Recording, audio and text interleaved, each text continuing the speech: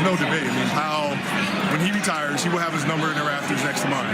The reality is, I don't win those championships without Pau. Pau Gasol's number 16. Welcome back mga idol. Sa mundo ng basketball, madalas trophy ang sukatan ng tagumpay. Pero may iilan na mas piniling manalo sa mas tahimik at mas malalim na laban. Ang laban ng puso. At sa likod ng bawat rebound, ng bawat pasa, ng bawat larong puno ng sigawan, may isang higanteng Espanyol na marunong magmahal ng walang kondisyon. Ito ang kwento ng lalaking tinuring na kapatid ng isang alamat, at bayani sa puso ng babaeng nangako ng habang buhay na pagmamahal sa kanya.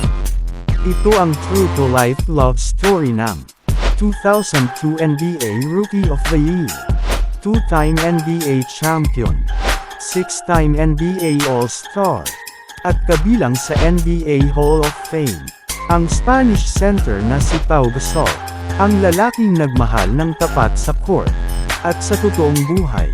Pero bago natin simulan ang kanilang kwento,